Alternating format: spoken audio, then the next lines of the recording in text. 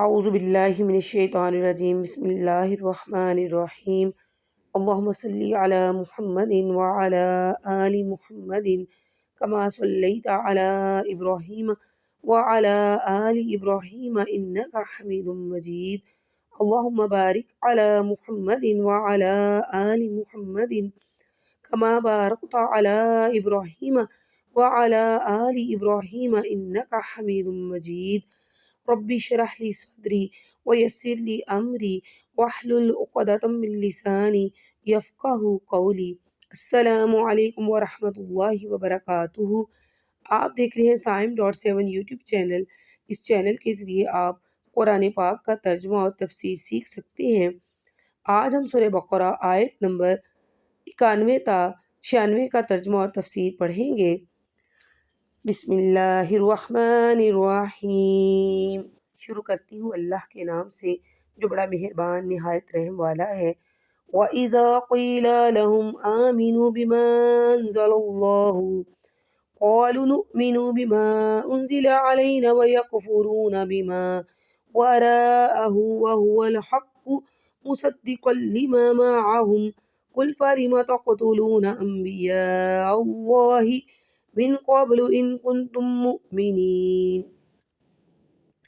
اور جب ان سے کہا جاتا ہے کہ اللہ تعالیٰ کی اتاری ہوئی کتاب پر ایمان لاؤ تو کہہ دیتے ہیں کہ جو ہم پر اتاری گئی اس پر ہمارا ایمان ہے، حالانکہ اس کے بعد والی کے ساتھ جو ان کی کتاب کی تصدیق کرنے والی ہے کفر کرتے ہیں۔ اچھا ان سے یہ تو دریافت کریں کہ اگر تمہارا ایمان پہلی کتابوں پر ہے تو پھر تم نے اگلے انبیاء کو کیوں قتل کیا؟ وَلَقَدْ جَاءَكُم مُوسَىٰ بِالْبَيِّنَاتِ ثُمَّ اتَّخَذْتُمُ الْعِجْلَ مِن بَعْدِهِ وَأَنْتُمْ ظَالِمُونَ۔ تمہارے پاس تو موسیٰ یہی دلیلیں لے کر آئے لیکن تم نے پھر بھی بچڑا پوجا، تم ہو ہی ظالم۔ وَإِذْ أَخَذْنَا مِيثَاقَكُمْ وَرَفَعْنَا فَوْقَكُمُ الطُّورَ خُذُوا مَا آتَيْنَاكُمْ بِقُوَّةٍ وَاسْمَعُوا قَالُوا سَمِعْنَا وَعَصَيْنَا وَأُشْرِبُوا فِي قُلُوبِهِمُ الْعِجْلَ بِكُفْرِهِمْ قُلْ بِئْسَ مَا يَأْمُرُكُمْ بِهِ إِيمَانُكُمْ إِن كُنتُم مُّؤْمِنِينَ۔ جب ہم نے تم سے وعدہ لیا اور تم پر طور کو کھڑا کر دیا اور کہہ دیا کہ ہماری دی ہوئی چیز کو مضبوط تھامو اور سنو، تو انہوں نے کہا ہم نے سنا اور نافرمانی کی، اور ان کے دلوں میں بچڑے کی محبت پلا دی گئی بسبب ان کے کفر کے۔ ان سے کہہ دیجئے کہ تمہارا ایمان تمہیں برا حکم دے رہا ہے اگر تم مومن ہو۔ قُلْ إِنْ كَانَتْ لَكُمُ الدَّارُ الْآخِرَةُ عِندَ اللَّهِ خَالِصَةً مِّن دُونِ النَّاسِ فَتَمَنَّوُا الْمَوْتَ إِن كُنتُمْ صَادِقِينَ۔ آپ کہہ دیجئے کہ اگر آخرت کا گھر صرف تمہارے ہی لیے ہے، اللہ کے نزدیک اور کسی کے لیے نہیں، تو آؤ اپنی سچائی کے ثبوت میں موت طلب کرو۔ وَلَن يَتَمَنَّوْهُ أَبَدًا بِمَا قَدَّمَتْ أَيْدِيهِمْ وَاللَّهُ عَلِيمٌ بِالظَّالِمِينَ۔ لیکن اپنی کرتوتوں کو دیکھتے ہوئے کبھی بھی موت نہیں مانگیں گے، اللہ تعالیٰ ظالموں کو خوب جانتا ہے۔ وَلَتَجِدَنَّهُمْ أَحْرَصَ النَّاسِ عَلَىٰ حَيَاةٍ وَمِنَ الَّذِينَ أَشْرَكُوا يَوَدُّ أَحَدُهُمْ لَوْ يُعَمَّرُ أَلْفَ سَنَةٍ وَمَا هُوَ بِمُزَحْزِحِهِ مِنَ الْعَذَابِ أَن يُعَمَّرَ وَاللَّهُ بَصِيرٌ بِمَا يَعْمَلُونَ۔ بلکہ سب سے زیادہ دنیا کی زندگی کا حریص اے نبی آپ انہی کو پائیں گے۔ یہ حرص زندگی میں مشرکوں سے بھی زیادہ ہیں، ان میں سے تو ہر شخص 1000 سال کی عمر چاہتا ہے، گو یہ عمر دیا جانا بھی انہیں عذاب سے نہیں چھڑا سکتا۔ اللہ تعالیٰ ان کے کاموں کو بخوبی دیکھ رہا ہے۔ صدق اللہ العظیم۔ اب ہم آیت نمبر 91 تا 96 کی تفسیر پڑھیں گے۔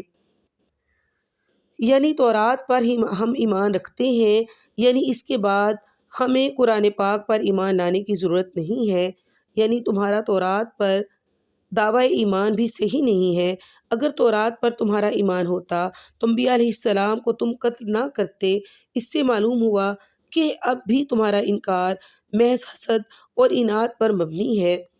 یہ ان کے انکار اور عناد کی ایک اور دلیل ہے کہ حضرت موسیٰ علیہ السلام واضح آیات اور دلائل کے ساتھ ان کے پاس اللہ تعالیٰ کی بات لے کر آئے، وہ اللہ کے رسول ہیں، اور یہ کہ معبود صرف اللہ تعالیٰ کی ذات ہے، لیکن تم نے اس کے باوجود حضرت موسیٰ علیہ السلام کو بھی تنگ کیا اور اللہ تعالیٰ پر ایمان نہیں لائے بلکہ بچے کو اپنا معبود بنا لیا۔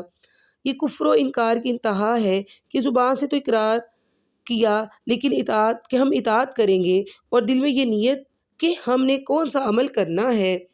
ایک تو محبت خود ایسی چیز ہوتی ہے کہ انسان کو اندھا اور بہرا بنا دیتی ہے، دوسرے اس کو اشربو پلا دی گئی سے تعبیر کیا گیا کیونکہ پانی انسان کے رگ و ریشہ میں خوب دوڑتا ہے، جبکہ کھانے کا گزر اس طرح نہیں ہوتا۔ یعنی عصیان اور بچے کی محبت و عبادت کی وجہ سے وہ کفر تھا جو ان کے دلوں میں گھر کر چکا تھا۔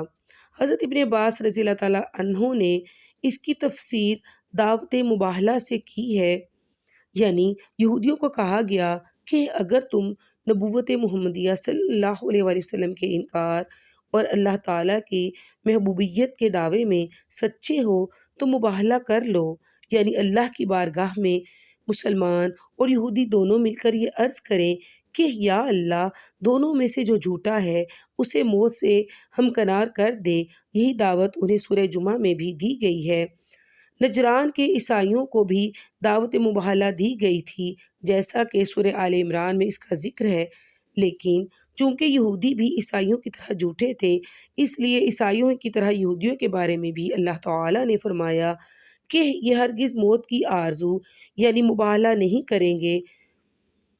موت کی آرزو تو کجا، یہ تو دنیاوی زندگی کے تمام لوگوں حتیٰ کہ مشرکین سے بھی زیادہ حریص ہیں، لیکن عمر کی یہ درازی انہیں عذاب الہی سے بچا نہیں سکے گی۔ ان آیات سے معلوم ہوا کہ یہودی اپنے ان دعووں میں یکسر جھوٹے تھے کہ وہ اللہ تعالیٰ کے محبوب اور چہیتے ہیں، یا جنت کے مستحق صرف وہی ہیں اور دوسرے جہنمی، کیونکہ فی الواقعہ اگر ایسا ہوتا یا کم از کم انہیں اپنے دعووں کی صداقت پر پورا یقین ہوتا تو یقیناً وہ مباہلہ کرنے میں آمادہ ہو جاتے تاکہ ان کی سچائی واضح اور مسلمانوں کی غلطی آشکارا ہو جاتی۔ مباہلے سے پہلے یہودیوں کا اعراض اور گریز اس بات کی نشاندہی کرتا ہے کہ گو وہ زبان سے اپنے بارے میں خوش کن باتیں کر لیتے تھے، لیکن ان کے دل دراصل حقیقت سے آگاہ تھے اور جانتے تھے کہ اللہ کی بارگاہ میں جانے کے بعد ان کا حشر وہی ہوگا جو اللہ تعالیٰ نے اپنے نافرمانوں کے لیے طے کر رکھا ہے۔ اللہ تعالیٰ کی ذات ہمیں قرآن پاک پر اور اس میں بتائی گئی تعلیمات پر عمل کرنے کی توفیق عطا فرمائے، اور اللہ تعالیٰ کے احکامات کی روشنی میں اپنی زندگیاں بسر کرنے کی توفیق عطا فرمائے، آمین۔